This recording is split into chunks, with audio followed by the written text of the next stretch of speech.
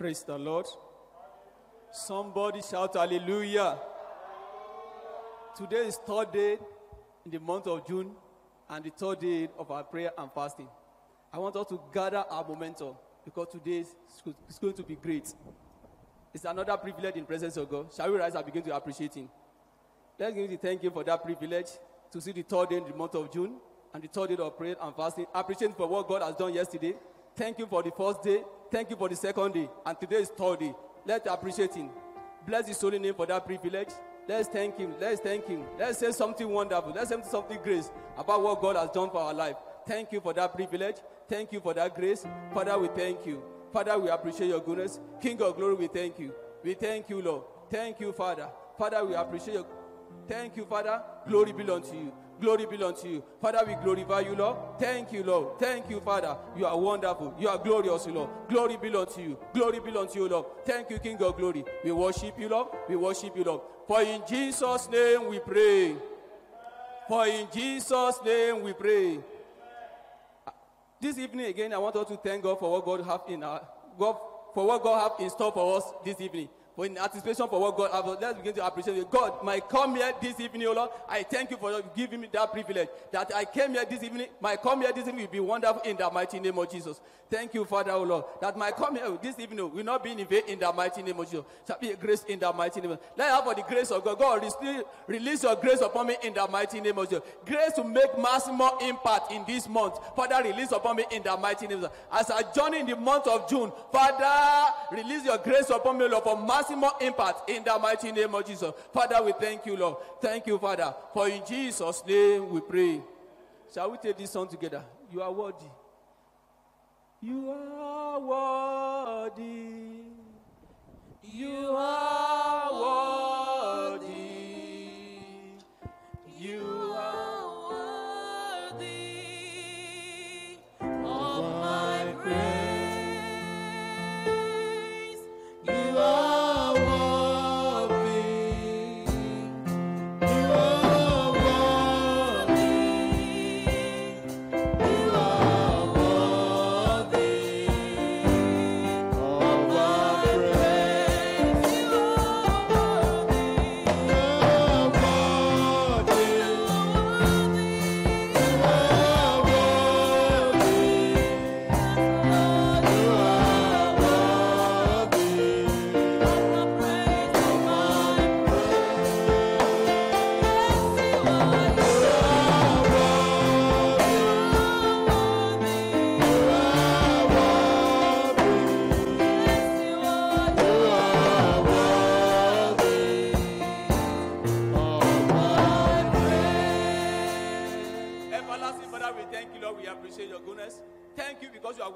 praise, O Lord. Be glorified in the mighty name of Jesus. This evening, we ask you, Lord, that your grace will be upon us in the mighty name of Jesus. That your servant you want to use, O Lord, you release your grace upon him in the mighty name of Jesus. Grace to make maximum impact, O Lord. Release upon every one of us in the mighty name of Jesus. That this month, O Lord, shall be a great month for every one of us. For in Jesus' name we pray. Hallelujah.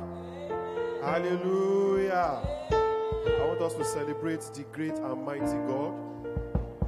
In heaven and on earth, there is no one to be compared to him. No human, no one can be compared to our God because he is wonderful, he is excellent, he is mighty, he is terrible, he is gracious, he is merciful. Are you worshiping him this evening? I want us to worship him. Because there is no one like him. In heaven, on earth, and even beneath the earth, there is no one to be compared to him. Lord, we worship you this evening. Father, we bless your name. Thank you, Jesus. You are God from beginning to the end. There is no place for argument. You are God all by yourself. You are God. You are God. Beginning to the end. There is no place for argument. You are God.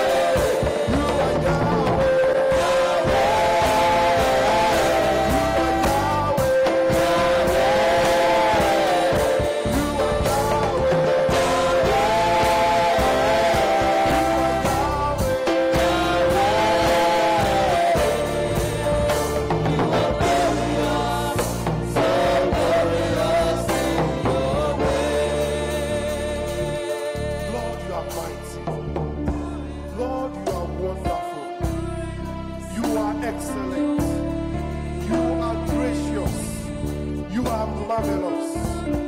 You are indeed terrible in your ways. So we celebrate you this evening. You are Yahweh. You are Yahweh.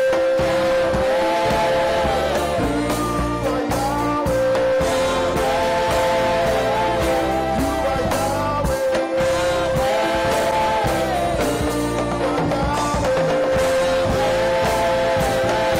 You are Yahweh.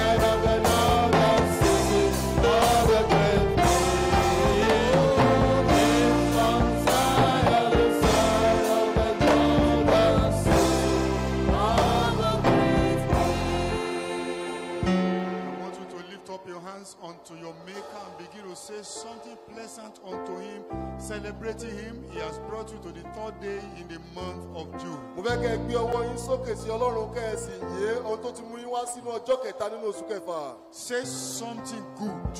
Ẹ sọ ohun tó dára sí i. Say something pleasant. Ẹ sọ ohun tó dùn fún. Something complimentary Ohun tí ó múni wú lórí. unto your God. Ọ̀fun Ọlọ́run yín. Celebrate him. Ẹ yìn ín. Tell him that he is good. Ẹ sọ fún pé òun ni He is the Ọlọ́run yín. ancient of days. Òun ni Lord, arúgbó you are the ọjọ́. I am that I am. Òun ni èmi tó ń jẹ́ èmi ni. The unchanging changer. Ìwọ lọ ni tí kò yí padà tó ń yí You nǹkan are padà. my keeper. Òun ni ipá mi. You are my sustainer. Ìwọ ni orísun You are my mi. source. Ìwọ ni orísun mi. You are my strength. Ìwọ ni okun mi. You are my support. Ìwọ ni olùgbéniró I mi. give you the glory tonight. Mo fògo fún ọ lálẹ́ yìí. Thank you for bringing me to the third day in the month of Mo June. dúpẹ́ pé ẹ mú mi wá sí ọjọ́ Thank kẹta. you because you are real and reliable. Mo dúpẹ́ nítorí pé ẹ dájú ẹ You sì are ṣe gbára lé. dependable. Ẹ ṣe gbára lé. You are unchangeable. Ẹ̀yin kì í yí You padà. are greater than the greatest. Ẹ ga ju ohun tó tóbi You are lọ. mightier than the Ẹ mightiest. tóbi ju títóbi You gan are lọ. wiser than the Ẹ wisest. tiẹ̀ gbé ju ọgbọ́n gan You lọ. know all things. Ẹ mọ ohun gbogbo. You are everywhere Níbi gbogbo lẹ́wà. at the same time. Nígbà kan náà. You have all the power with you. Gbogbo agbára ló wà níkàáwọ́ yín. Thank you, Father, because you are at work in my life. Ẹ ṣeun nítorí pé ẹ ń ṣiṣẹ́ nínú ayé mi. Blessed be thy name, Lord. Ìbùkún ni fórúkọ yín. Blessed be thy name, Lord. Ìbùkún ni fórúkọ yín. Blessed be thy name, Lord. Ìbùkún ni fórúkọ yín. Blessed be thy name, Lord. Ìbùkún ni fórúkọ yín. In Jesus' mighty name, we have worshipped. Amen. I want you to begin to plead the blood of Jesus as you are entering the Holy of Holies this evening. Ẹ bẹ̀rẹ̀ sí ní ibi ẹ̀jẹ̀ Jésù bẹ́ẹ̀ ṣe ń wọ ibi I mímọ́ plead jùlọ. the blood of Jesus Mo ṣe àmúlò ẹ̀jẹ̀ over Jésù my life, over my spirit, lórí over my ayé mi, soul, ẹ̀mí over ọkàn my àti ara body. mi. I cleanse my life, I cleanse my spirit, my soul, my body in the blood of Mo Jesus. wẹ ayé mi nù As pẹ̀lú I ẹ̀jẹ̀ approach the Jésù. Holy of Holies, Bí mo ṣe ń lọ síbi mímọ́ ọ̀gbẹ́ jùlọ. God, the only provision you made for me to approach your throne acceptably is the blood. Ìpèsè kan ṣoṣo tẹ́ ẹ ní fún mi Lord, láti I wọ ibi mímọ́. receive the blood, Mo gba ẹ̀jẹ̀ the Olúwa. blood of Jesus, Ẹ̀jẹ̀ Jésù. the blood of Jesus, Ẹ̀jẹ̀ Jésù. the blood of Ẹ̀jẹ̀ Jesus. Jésù. In Jesus' mighty name, we have prayed. Amen. Brethren, we have not come to meet a man. Ara a ò wá bá ènìyàn pàdé. And we are not just doing a routine. A ò sì kàn ṣe nǹkan tá a kàn ń We ṣe have bí ẹ̀sà. come to contact, to have a link with our Maker. A wá láti wá ní ìsomọ́ pẹ̀lú ẹlẹ́dàá wa. In the book of Isaiah chapter 40 that we know very well. Nínú ìwé Àìsáyà orí ogójì tá a mọ̀ dáadáa. Give me verse 29, 30. Isaiah 40. Ìwé The Àìsáyà Bible orí says, ogójì. He gives power to the weak. And to those who have no might, He increases strength. Now that is the attribute of God. Èyí ni àbùdá Ọlọ́run. God cannot deny His attributes. Ọlọ́run fúnra rẹ̀ ò lè ṣẹ́ àbùdá rẹ̀. That is what He does. Ohun tó máa ń ṣe nìyẹn. He gives power to the weak. Ó ń fi agbára fún The aláàárẹ̀. month of June, Oṣù kẹfà. I don't have power of my own. Èmi ò ní agbára tára I mi. do not have the strength of my Mi own ò ní okun tára mi. to make maximum impact. Láti ní ipa tó pọ̀. I need His power. Mo nílò agbára rẹ̀. I need His strength. Mo nílò okun I rẹ̀. want you to rise up on your feet Mo fẹ́ now kẹ́ ẹ dìde dúró. and lift up your hands unto Him Kẹ́ ẹ wá gbé ọwọ́ yín sókè and sí. say, Lord, for the journey in the month of June, Olúwa fún ìrìn àjò oṣù kẹfà I yìí. need your power. Mo nílò agbára yín. And I have been told in your word that you give power. A sì ti sọ fún mi nínú ọ̀rẹ́ pé o máa ń fagbára fún ni. Therefore, Lord, I lift up my hands unto Nítorí you. Olúwa mo gbé ọwọ́ mi sí I ọ. connect unto the throne of grace. Mo so mọ́ ìtẹ́ orí ọ̀fẹ́. I connect to the throne of mercy. Mo so mọ́ ìtẹ́ àánú. Let your power flow into Jẹ́ my kí life. agbára rẹ sàn sínú Let ayé your mi. power displace every weakness in my life. Jẹ́ kí agbára rẹ kó lé gbogbo àwọn Let ìkúrẹ̀tẹ̀ your kúrò. power flush away every weariness in my life. Jẹ́ kí agbára rẹ kó mú Let gbogbo your ìrẹ̀wẹ̀sì power kúrò. flush away every redundancy in my Jẹ́ kí life. agbára rẹ kó mú gbogbo ìkúrẹ̀tẹ̀ Let kúrò. your power take over in my Jẹ́ kí life. agbára rẹ gba Let ìṣàkóso. your power flow. Jẹ́ kí agbára rẹ sàn. Let your power flow Jẹ́ kí agbára rẹ into sàn. my spirit, Nínú ẹ̀mí mi, into my soul, sínú ọkàn mi, into my physical body. sínú àgọ́ ara mi I yìí. refuse to go on in weakness in the month of June. mo kọ̀ láti lọ sílé I pín open my ẹkúrẹ̀tẹ̀. spirit, I open my soul, I mo open ṣí my life. ọkàn ẹ̀mí àti ayé mi payá. Lord, fill me with your power. olúwa kún mi pẹ̀lú agbára Are you rẹ. praying at all? ǹjẹ́ ń gbàdúrà rárá? Lord, fill me with your power. olúwa kún mi pẹ̀lú agbára rẹ. Lord, fill me with your power. olúwa kún mi pẹ̀lú agbára Lord, rẹ. fill me with your power. olúwa kún mi pẹ̀lú agbára Lord, rẹ. fill me with your power. olúwa kún mi pẹ̀lú agbára Lord, rẹ. fill me with your power. olúwa kún mi pẹ̀lú I agbára want rẹ. you to pray very sincerely. mo fẹ́ kẹ́ ẹ gbàdúrà kẹ́ ẹ Very gbàdúrà tọkàntọkàn. intentionally. ẹ mọ̀ọ́mọ̀ gbàdúrà yìí. Fill my life with your olúwa power. kún mi pẹ̀lú agbára rẹ. Power to do great exploits. agbára láti ṣe ohun akin. Power to make progress. agbára láti tẹ̀síwájú. Power to flourish. agbára láti gbilẹ̀. Power to increase. agbára láti pọ̀ sí. Power to bear fruit. agbára láti sèso. Power for maximum impact. agbára fún ipa tó Lord, give pọ̀. me your power. olúwa fún mi ní agbára. In the name of ní orúkọ Jesus. jésù. Power to do what I've not been able to do before. agbára láti ṣe nǹkan tí mi ò lè ṣe Power to tẹ́lẹ̀. move higher. agbára láti Power tẹ̀síwájú. to go higher. agbára láti Don't release tẹ̀síwájú. your power into my life. olúwa fún agbára rẹ Let your sínú power ayé mi. flow into my life. jẹ́ kí agbára rẹ sàn. Let your power flow into my jẹ́ life. kí agbára rẹ sàn sínú Pray, ayé let mi. God know that you are interested, you are sincere. ẹ gbàdúrà ẹ jẹ́ kọ́lọ́run ó mọ̀ yín pé ẹ nífẹ̀ẹ́ sí i. Tell him, I have come, I've brought my empty vessel. olúwa mo ti gbé lágbúdó mi ló I've fìfọ́ brought wá. my empty cup, mo ti Lord. gbé ládùúgbò mi ló fìfọ́ Fill wá. my cup, Lord. olúwa kún ife mi. Fill it up, Lord. olúwa kún ife mi. Come and quench this thirsting of my soul. olúwa wá pa gbogbo ìpòǹgbẹ Bread ọkàn of mi heaven, yìí. fill me till I want jẹ́ kí no more. oúnjẹ tọ̀run kó kún mi títí tí wọ́n fi yó. Lord, fill my cup, Lord. olúwa kún ife mi. I lift it up, Lord. mo gbé sí ọ. Come and quench olúwa wá the tán thirsting of my soul. gbogbo ìpòǹgbẹ ọkàn mi Bread yìí. of heaven, oúnjẹ tọ̀run fill me till I want ọ̀yá no more. kún mi títí tí wọ́n fi Let me ní tell you wọ́n fi one yó. thing.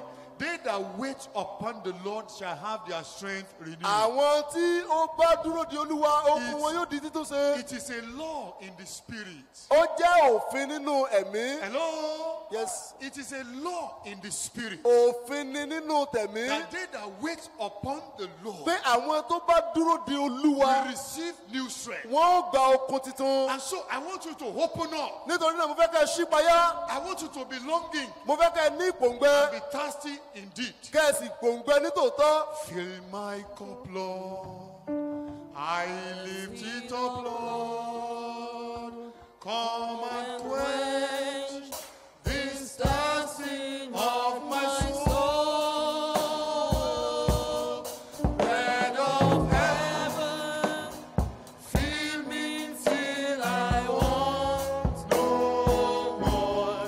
Fill my cup, fill it up, and make me whole. Few minutes, sing it as you mean it.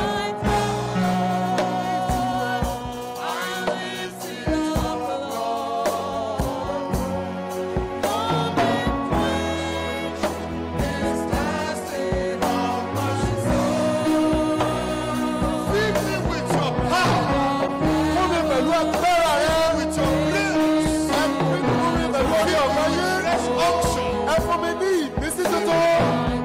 Feed me, Lord. ẹ fún mi.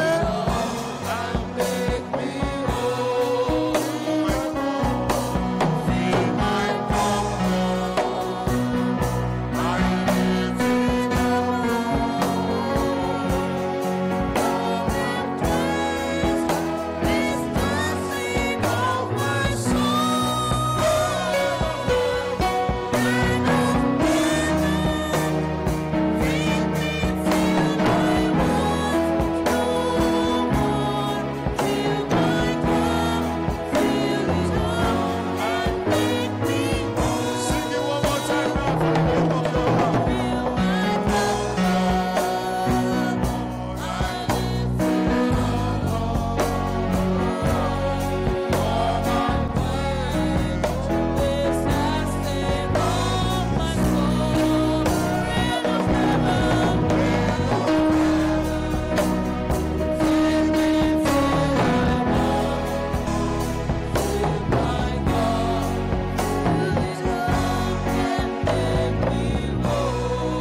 Tell him, ẹ bá sọ ẹ bá sọ. I cannot afford to go on with this weakness weakness of mi my ò lè life. lọ pẹ̀lú ìkúrẹ̀tẹ̀ I mi yìí o. trade my weakness for your strength this Mo evening. ṣe ìpàsípààrọ̀ ìkúrẹ̀tẹ̀ I mi. trade my weakness for your strength this Mo evening. ṣe ìpàsípààrọ̀ ìkúrẹ̀tẹ̀ mi pẹ̀lú I okun rẹ. trade my foolishness for your wisdom this Ìṣíwèrè evening. ọkàn mi mo ṣe pẹ̀lú I ìpààrọ̀ rẹ pẹ̀lú open ọgbọ́n up rẹ. unto you, Lord. Mo ṣí payá sí Olúwa. Let your strength flow into my life. Jẹ́ kí okun rẹ kó sàn sínú Let ayé your mi. wisdom flow into my Jẹ́ kí mind. ọgbọ́n rẹ kó sàn sínú ayé mi. Let your light shine into my Jẹ́ kí into my ìmọ́lẹ̀ heart rẹ kó tàn sínú ayé mi. to dispel every darkness in my Láti life. lé gbogbo òkùnkùn dànù. In the name of Ní Jesus, orúkọ hide Jésù. me on the wings of grace. Gbé mi nínú ìyẹ́ apá rẹ Through the Olúwa. month of June. Ní gbogbo oṣù kẹfà. Through the month of June, carry me on the wings of Olúwa grace. gbé mi pẹ̀lú ìyẹ́ apá rẹ ní Carry oṣù me kẹfà. above all obstacles. Ẹ gbé mi ju gbogbo ìdíwọ́ lọ. Carry me above all challenges. Ẹ gbé mi borí gbogbo Carry me ìpèníjà. above all delays. Ẹ gbé mi borí gbogbo ìdádúró. Carry me above all the troubles of the enemy. Ẹ gbé mi borí gbogbo ìyọnu ọ̀tá. God, carry me on the wings of Olúwa ẹ grace. gbé mi pẹ̀lú ìyẹ́ apá yín. Let your light shine in my life. Jẹ́ kí perpetually. ìmọ́lẹ̀ yín kó tàn sínú ayé mi. Thank you, Father. Bàbá ẹ We ṣeun. worship you, Lord.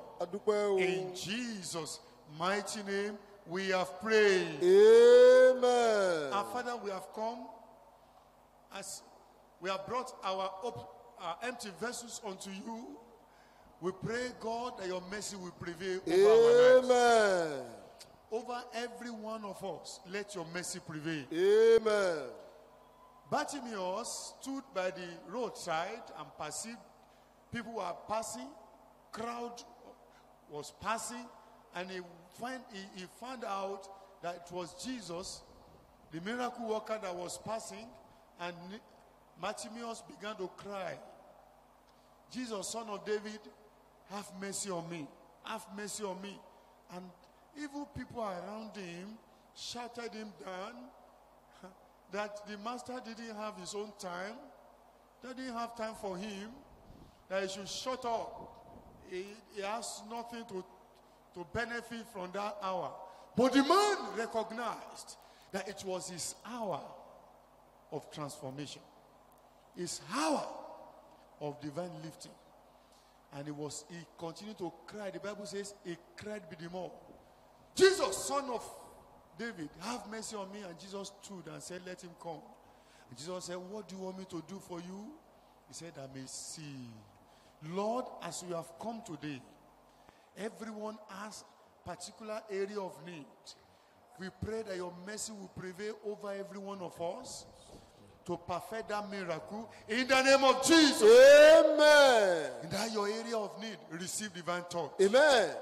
Receive divine intervention. Amen. Receive divine visitation. Amen. Receive divine turnaround.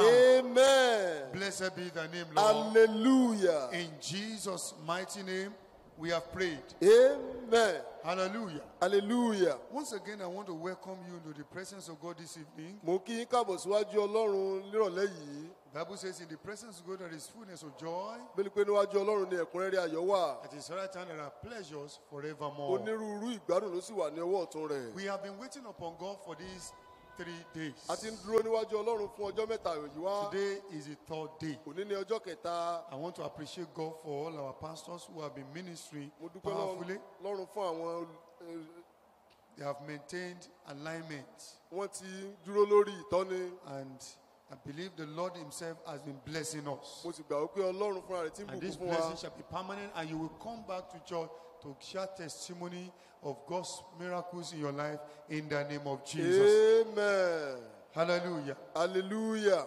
The focus God has given to us for the month of June is a very, very deep one. Àfojúsùn tí Ọlọ́run ti fi fún wa fún oṣù kẹfà ó jẹ́ èyí tó jinlẹ̀ gbáà. It is an instruction and it's also a prophecy. Ó jẹ́ ìtọ́ni ó sì tún jẹ́ àsọtẹ́lẹ̀. June is our month when we'll be looking at maximum impact. Oṣù kẹfà jẹ́ oṣù táwọn máa ṣe ìgbéyẹ̀wò kíkópa púpọ̀. And it is revealing the thought that God is thinking towards you and towards me. Ó jẹ́ ìṣàfihàn èròǹgbà tí Ọlọ́run ń rò sí yín àti sí mi.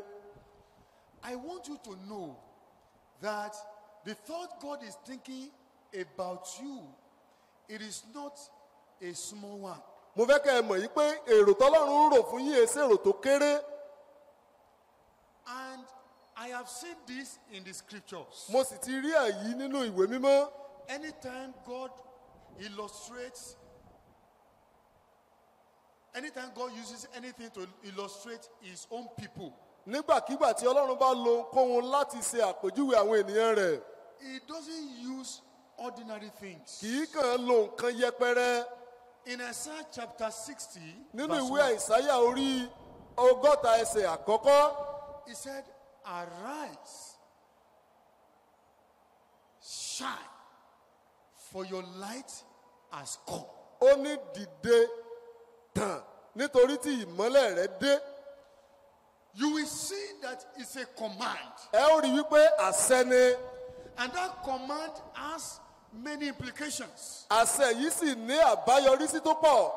When we go to the book of Matthew chapter 5, tá a bá lọ sínú ìwé Mátíù orí 5 verse 14, ẹsẹ̀ ìkẹrìnlá Jesus said, you are the light of the world. Jésù ní ẹ̀yin ni ìmọ́lẹ̀ ayé.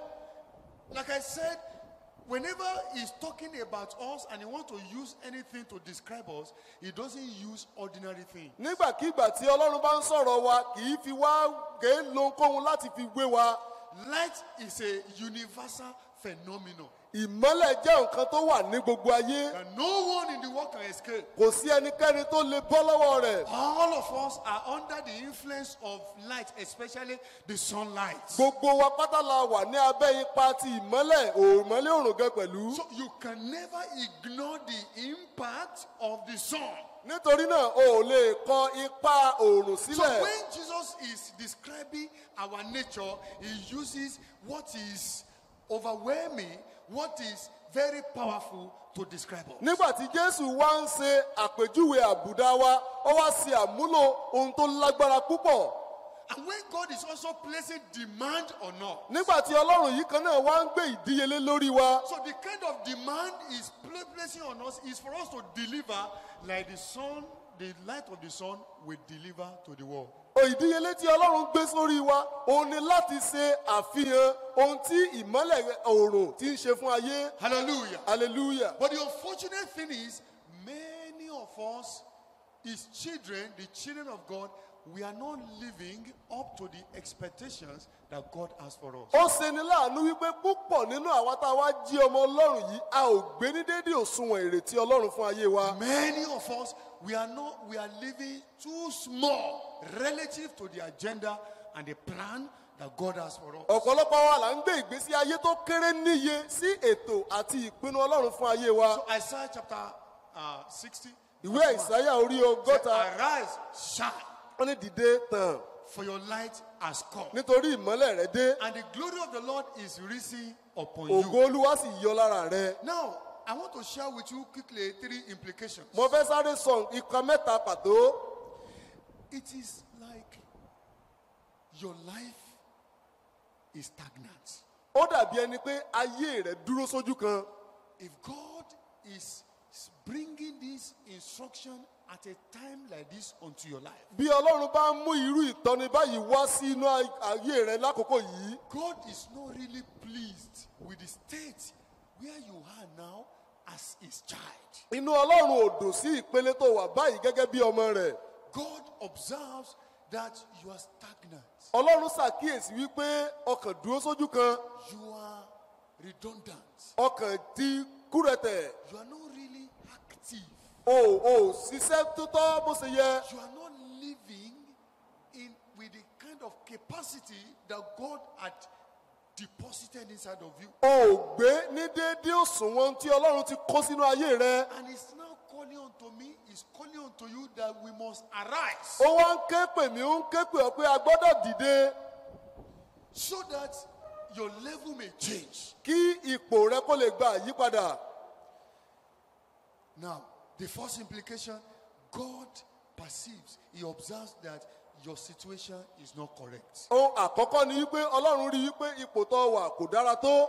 God sees stagnation and redundancy. ọlọ́run rí ìdádúró àti ìkúrẹ̀tẹ̀ nínú ayé rẹ. Number 2, ohun kejì, God wants you to change level. ọlọ́run fẹ́ kó o gba ìsípò padà. He wants you to change states. ọlọ́run fẹ́ kó o gba ìsípò padà. He wants you to change position. ọlọ́run fẹ́ kó o gba ìsípò padà. He wants your condition to be changed. ó fẹ́ kí ipò rẹ kó yí padà. Hallelujah. hallelujah. And God, number 3, God wants you to begin to make impact ọlọ́run wá upon your environment. ọlọ́run wá fẹ́ kó o bẹ̀rẹ̀ sí ní ipa rere ní agbègbè rẹ.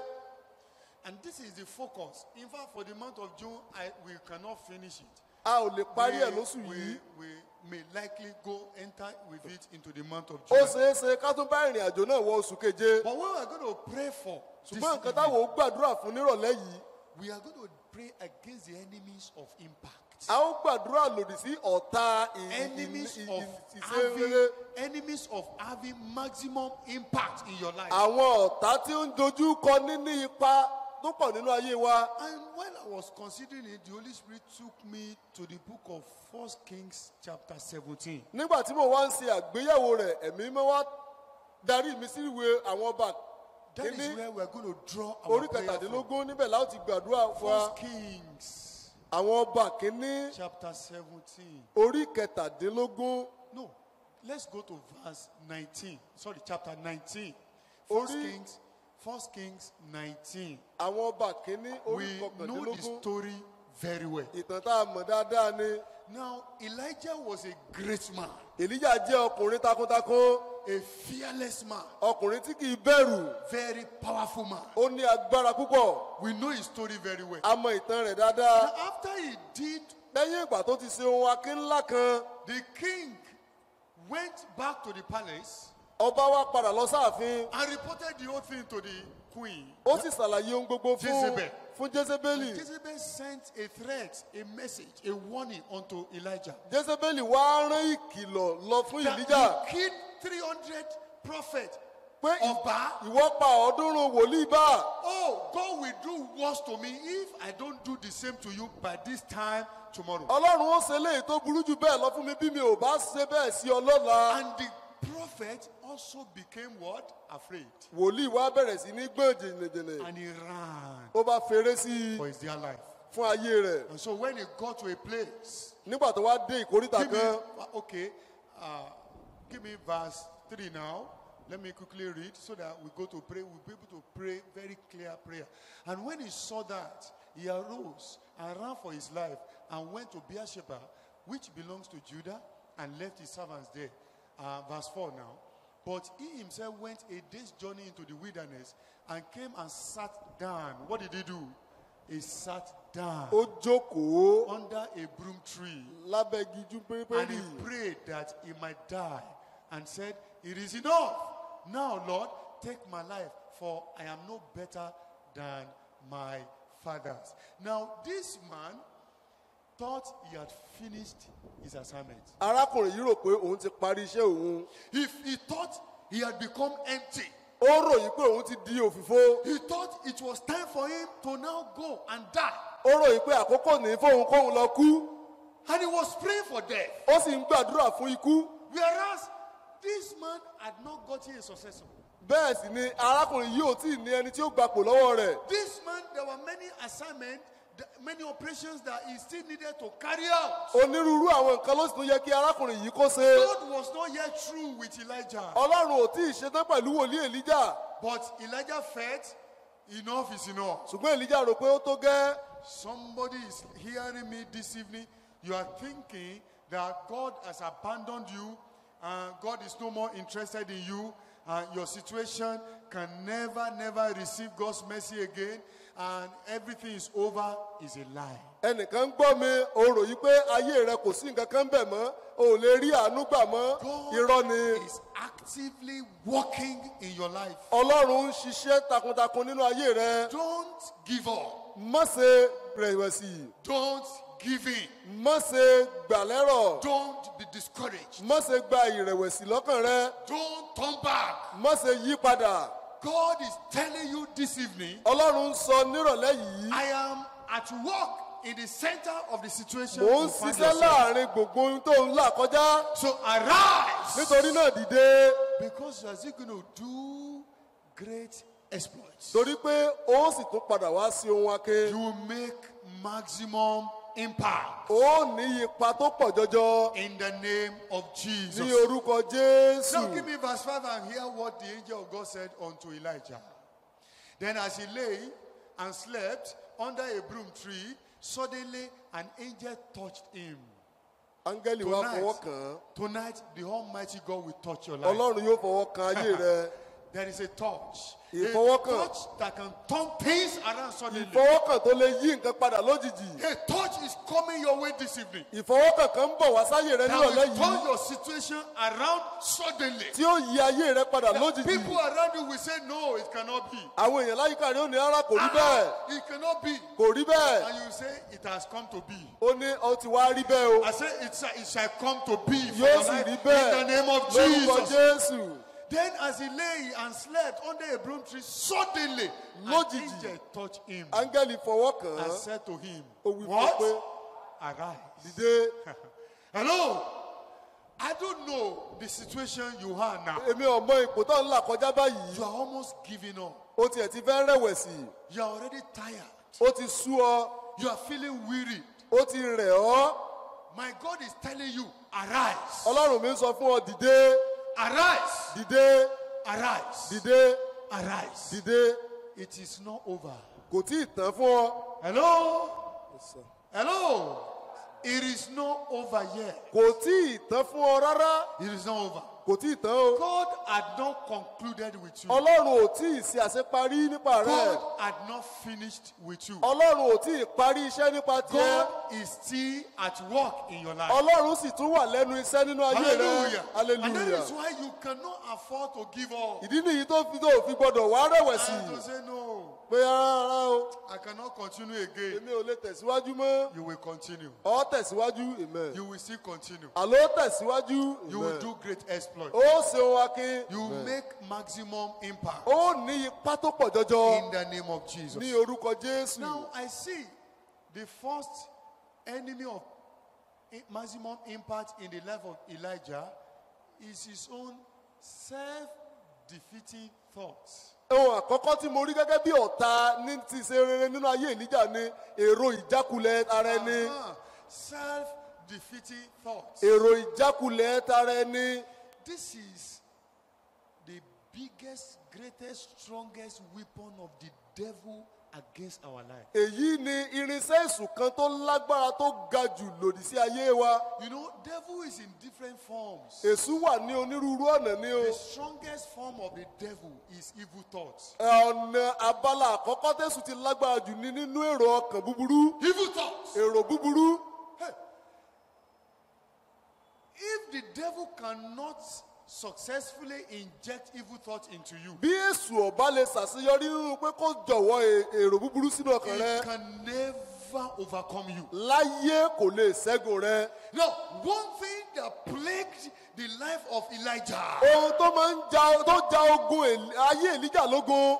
it was this self-defeating thoughts. Ó ní èrò ìjákulẹ̀ tara ẹni yìí. When Jezebel sent a threat unto him, Nígbà tí Jésébélì bẹ̀rẹ̀ sí ní ra halẹ̀ mọ́. where was the God of Elijah? Ó níbo ni Ọlọ́run Èlíjà wà? Has God of Elijah gone on holiday? Sí Ọlọ́run Èlíjà ti lọ sí ilé ìsinmi ni. Was he retired? Só tiẹ̀ ti fẹ̀yìntì níbí? Was he tired? Só tiẹ̀ ti sú bí? God of Elijah was still alive, Ọlọ́run Èlíjà sì tún wà láàyè síbẹ̀. actively at work in his Tó life. ń ṣiṣẹ́ lọ́wọ́lọ́wọ́ lẹ́nu ayé rẹ̀. What made Elijah to run away? Ṣùgbọ́n kí ló mú kí Èlíjà ó sádànù? Huh?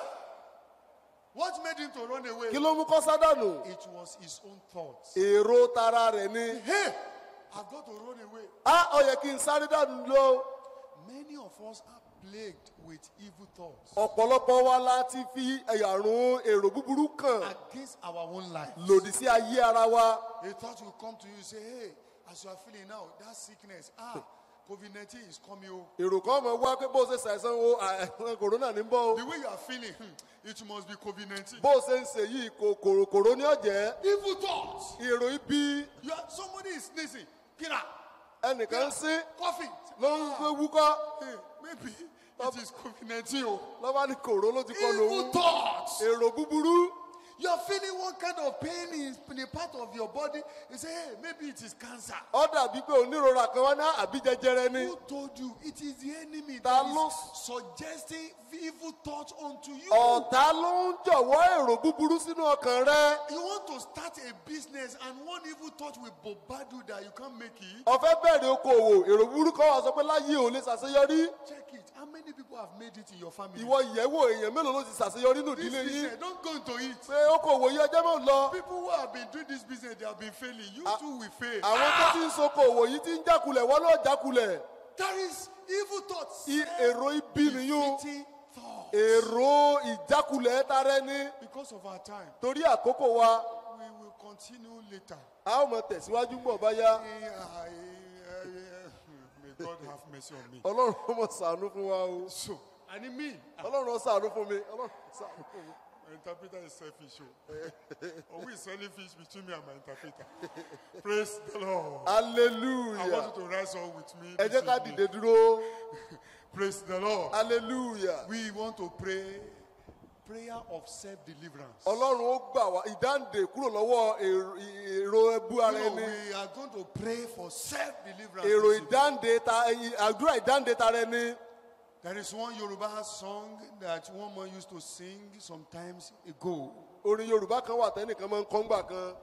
Ṣé táǹdé tó lóko tó yá ní lẹ́nu a kò sí lábẹ́ yìí dé ẹsẹ̀ mọ́ Jésù olùgbàlà olùdáǹdè títú wá sílẹ̀ látòní lọ. Will you like to sing that song with me? The reason we are singing that song, I want you to leave this meeting with a mindset of total victory, Mo fẹ́ kí total liberty, ẹ kúrò nínú to ìpàdé make yìí maximum impact. pẹ̀lú èròǹgbà òmìnira pátápátá láti lọ kópa tó pọ̀ nípa tó pọ̀. I am believing God that this month of June, the church is reconvening. Mo ń gbọ́ Ọlọ́run gbọ́ pé ìjọ yóò padà sípò lóṣù yìí. I'm already eager to talk to my youth. Mo ń ṣetán láti bá àwọn ọ̀dọ́ mi sọ̀rọ̀. Because if nobody will believe the message God has given to us this month, my youth will believe Bí it. ẹnikẹ́ni ò bá wá ní gba iṣẹ́ ìránṣẹ́ tóṣù yìí gbọ́, àwọn ọ̀dọ́ mi gbọ́dọ̀ gbàgbọ́. We are going to sing that song again. A ó kọ orin yẹn. Dáńdé tó lóko tó yá ní lẹ́nu, a kò sí lábẹ́ yìí dé ẹsẹ̀ mọ́. Jésù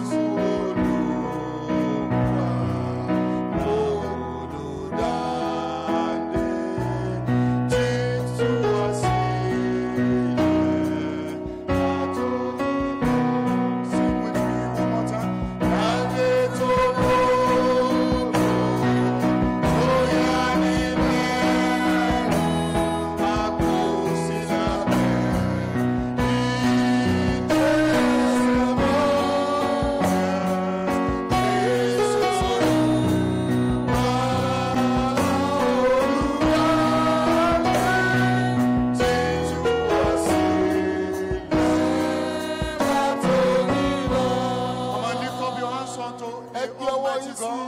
The great deliverer, Olùdáǹdè ńlá náà I said, Lord, pé Olúwa this evening, nírọ̀lẹ́ yìí I connect unto your power. mo so máa Receive grace láti gba orí ọ̀fẹ́ to make maximum impact in my life. láti ní ipa tó pọ̀ Not nínú only ayé in the mi. month of June, Kìí ṣe nínú oṣù kẹfà but ni for the pé rest of my life. ní gbogbo abala ayé mi. Father, Bàbá, every enemy of maximum impact in my life, gbogbo ọ̀tá tó dojúkọ nípa nínú ayé mi. every evil thought the enemy had suggested unto me, Gbogbo èrò ibi tí ọ̀tá ti gbà léròǹgbà fún mi. every evil thought that weakens me, Gbogbo èrò ibi tó ń sọ mí dakúrẹ̀tẹ̀. every evil thought that demobilizes me, Gbogbo èrò ibi tó tú mi ká. every evil thought that that suppresses me, gbogbo èrò ibi tó tẹrí ayé mi bá, every evil thought that oppresses me, gbogbo èrò ibi tó ń jẹ gàba lórí mi, I gather you together mo in my kó life. gbogbo yín papọ̀ lálẹ́ I yìí, flush you away mo sì tì yín dànù by the fire of the Holy Ghost. nípa iná Olúwa. And you pray for Ṣé ń yourself. gbàdúrà fúnra yín bí? My brother, pray for yourself. Arákùnrin mi very fervently. gbàdúrà.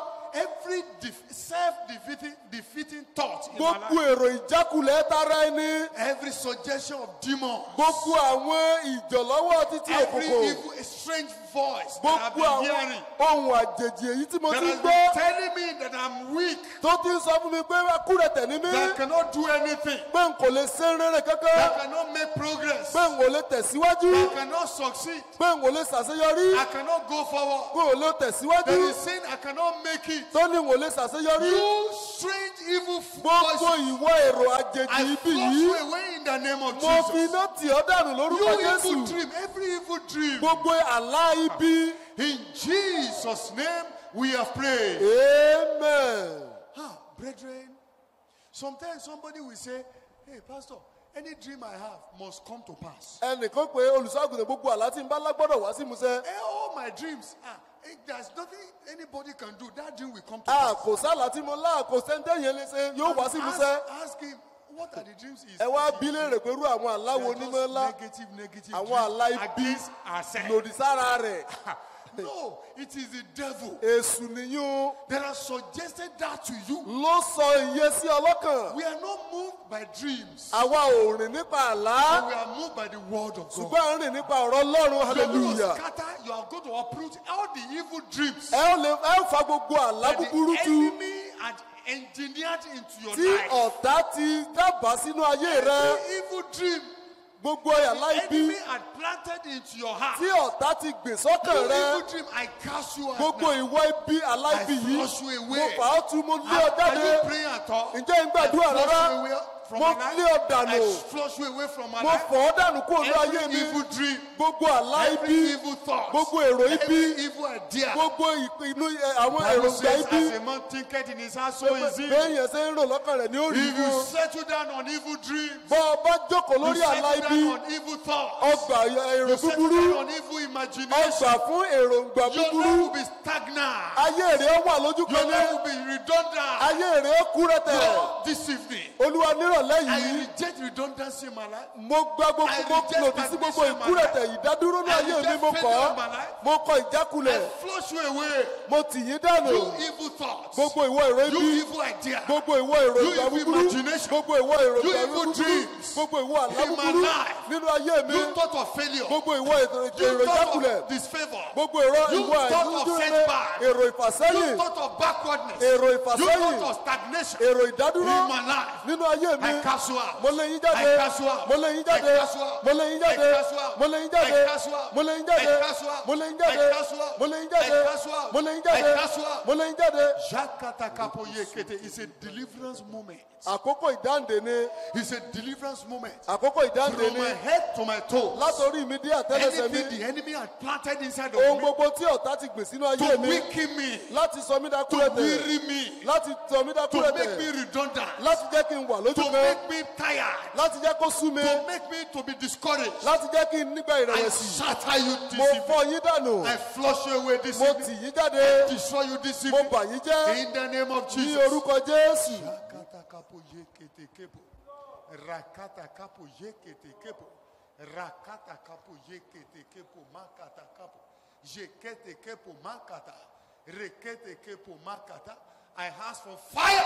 Holy Ghost fire to begin to burn in my life. Iná ìmọ̀ bẹ̀rẹ̀ sí ní jó nínú In ayé my mi, spirit, in my soul, in my body. nínú ẹ̀mí ọkàn àti ara mi. Every evil thing the enemy has planted in me to Gbogbo weaken ohun me, ibi tí ọ̀tá ti to gbìn sínú weary ayé me, mi, to láti sọ mí stagnate me, dákúrẹ̀tẹ̀ dá mi dúró, to dispower me, láti to sọ mí láláì demobilize lágbára, me, láti to fúnra mi oppress ká, me, láti to jẹ gàba suppress lórí lórí mi. Oya, disengage now. Ọya I ẹ gbà flush you wọ́n. away now. Mo lé yín I dànù. flush you away now. Mo lé yín dànù. I flush you Mo away lé yín now. dànù. I receive divine strength. Mo gba okun In tọ̀run. the name of Jesus. Ní orúkọ I Jésù. receive the thought of God. Mo gba èròǹgbà I tọ̀rọ̀run. receive the thought of God. Mo gba èrò I tọlọ́run. receive the thought of Mo God. gba èrò I tọlọ́run. receive the thought of Mo gba God. èrò I tọlọ́run. receive the thought of Mo gba God. èrò I tọlọ́run. receive the light of Mo gba God. èrò tọlọ́run. In the name of Jesus. Ní orúkọ I receive Jésù. the light of God. Mo gba èrò In tọlọ́run. the name of Jesus. Ní orúkọ I receive Jésù. the light of God. Mo gba In èrò the name tọlọ́run. of Jesus. Ní orúkọ In Jésù. Jesus' mighty name we are praying. Amen. We are going to pray. A ó gbàdúrà.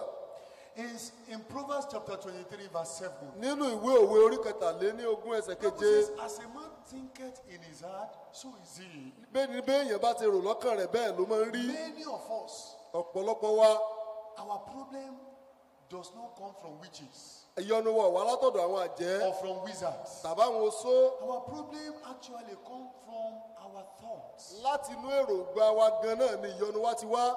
Your marriage problem is a product of your thoughts. Ìyọnu ìgbéyàwó rẹ ó jẹ́ àṣeyọrí ètò èrò Your rẹ. business problem is a product of your thoughts. Ìyọnu okòwò rẹ ó jẹ́ àṣeyọrí èrò rẹ. Your academic delay is a product of your thoughts. Ìdádúró èrò ẹ̀kọ́ rẹ ó jẹ́ àṣeyọrí èrò And rẹ. this thought is coming from your mind, your heart. Èrò yìí sì ń wá láti inú ọkàn rẹ. So you are going to isolate your heart now Ó wàá lọ yọ ọkàn rẹ kúrò báyìí. and soak it in the blood of Ó Jesus. wàá sọ sínú ẹ̀jẹ̀ Jésù. You know, it is the blood of Jesus that cleanses conscience. Ẹ̀jẹ̀ Jésù ló máa ń fọ àwọn èrò ọkàn, ẹ̀rí ọkàn. Wash conscience clean. Ẹ̀jẹ̀ Jésù ló lè fọ ẹ̀rí ọkàn You are mọ́. going to say, Lord, I bring out my heart unto you. Ó pe Olúwa mo gbé ọkàn mi wá Let the sí ọ. blood of Jesus wash it clean. Jẹ́ kí ẹ̀jẹ̀ Jésù kó fọ̀ ọ́ And mọ́. deliver me from all evil Kó sì thoughts. dá mi nídè kúrò nínú gbogbo That èrò ibi. the enemy of my soul had planted Èyí therein. tí ọ̀tá ọkàn mi ti gbìn Begin to plead the síbẹ̀. blood of Jesus Ẹ bẹ̀rẹ̀ sí ní now ṣe àmúlò ẹ̀jẹ̀ and ask Jésù for cleansing. fún ẹsẹ̀ ìfọ̀ fún ìbèrè fún Thorough ìwẹ̀nùmọ́. cleansing. Ẹ bèrè fún ìwẹ̀nùmọ́. Thorough cleansing. Ẹ bèrè fún ìwẹ̀nùmọ́. Thorough cleansing Ìwẹ̀nùmọ́ by the lákọ̀tún blood of Jesus. nípa ẹ̀jẹ̀ Jésù. Thorough cleansing by the blood of Jesus. Ìwẹ̀nùmọ́ pátápátá. Thorough cleansing by the blood of Ìwẹ̀nùmọ́ Jesus. pátápátá. Thorough cleansing by the blood of Jesus. Ìwẹ̀nùmọ́ pátápátá. Lord, I bring out my heart unto you. Olúwa mo mú ọkàn mi wá sọ́dọ̀ rẹ. Let the blood of Jesus cleanse it. Jẹ́ kí ẹ̀jẹ̀ Jésù fọ̀ mí. Let the blood of Jesus wash my heart. Jẹ́ kí ẹ̀jẹ̀ Jésù fọ̀ ọkàn mi. In the name of Jesus. Ní orúkọ Jésù. Gbogbo jàǹkáríwọ̀ nínú All ọkàn the mi. cobweb in my heart. Gbogbo jàǹkáríwọ̀ búburú nínú ọkàn mi. All the evil cobwebs in my heart. Gbogbo irúgbìn Sátánì nínú ọkàn Every mi. seed of Satan in Mo my fi life. ẹ̀jẹ̀ Jésù fọ̀ yín I dànù. wash it away with the blood Mo of fi ẹ̀jẹ̀ Jesus. Jésù fọ̀ yín I dànù. flush it away by the blood of Lórúkọ Jesus. Jésù In Kristi. the name of Jesus. Every evil cobweb in my heart. Gbogbo ọjà ìkáwọ́ Every ibi. evil seed in my Gbogbo heart. irúgbìn Every ibi. evil thought in my heart. Gbogbo èrò ibi. Every evil imagination Gbogbo in my heart. èròǹgbà ibi. Everything the devil had carefully planted in my heart. Gbogbo àwọn nǹkan Jésù ti gbìn sínú ayé To mi. discourage me, to weaken me, to Láti sọ mí demoralize me. dákú rẹ tẹ̀. Oya, I flush you away. Mo dánájọ́ By yẹn the jáde blood of Jesus. nípa ẹ̀jẹ̀ Lord, let Jésù. the blood of Jesus cleanse my heart. Ẹ̀jẹ̀ Jésù kó fọ Let ọkàn mi. the blood of Jesus cleanse my Ẹ̀jẹ̀ heart. Jésù kó fọ ọkàn mi. Let the blood of Jesus cleanse my Ẹ̀jẹ̀ heart. Jésù kó fọ Let ọkàn the mi. blood of Jesus cleanse my Ẹ̀jẹ̀ heart. Jésù kó fọ ọkàn mi. The blood of Jesus. Ẹ̀jẹ̀ Jésù. I plead the blood of Jesus. I plead the blood of Jesus. I plead the blood. The blood of Jesus is clean. Ẹ̀jẹ̀ Jésù dájú o. Cleanse my heart. Cleanse my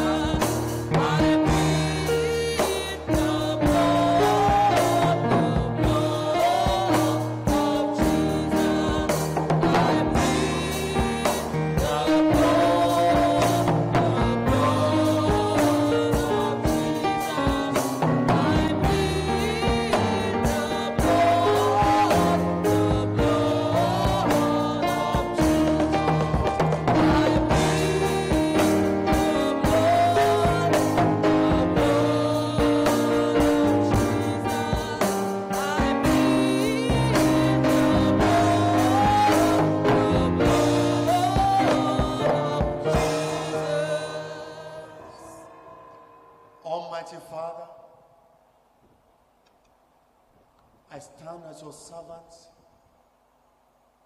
and I declare over your people this evening, every yoke of the devil, In the name of Jesus. every evil imagination, every evil thought the enemy had successfully planted in your life to weaken you, to stagnate you, to make you remain crippled,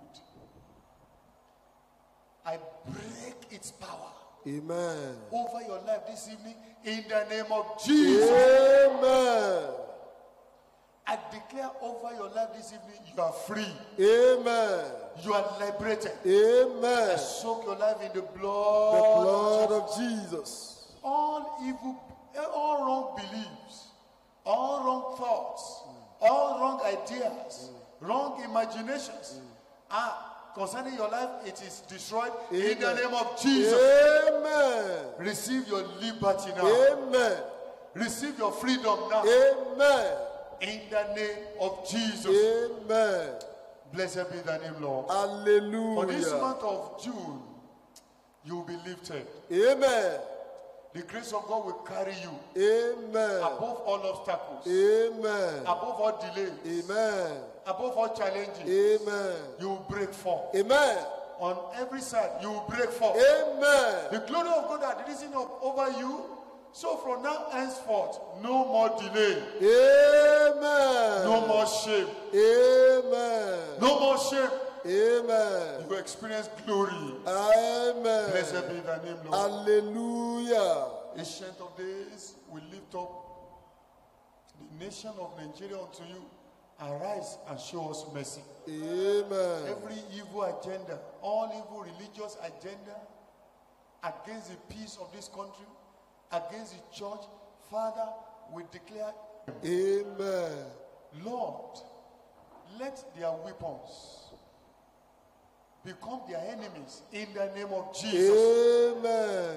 Let them turn against one another Amen. in the name of Jesus. Amen. Expose all their evil conspiracies in the name of Jesus. Amen. And let us know peace in Nigeria. Amen. Let your church know peace. Amen. Blessed be the name, Lord. Hallelujah. Concerning COVID-19, Lord, let this pandemic be quenched in the name of Jesus. Cause us to Amen. continue to hear good news. Amen. Blessed be the name, Lord. Hallelujah. In Jesus' mighty name, we have prayed. Amen. Praise the Lord. Hallelujah.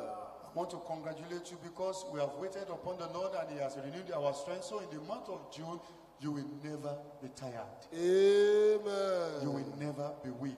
Amen. You will not be wearied. Amen. You will soar with wings as eagles. Amen. And you will make maximum impact in the name of Jesus. Amen. Amen. By the grace of God, the annual Youth Week will start off on Sunday.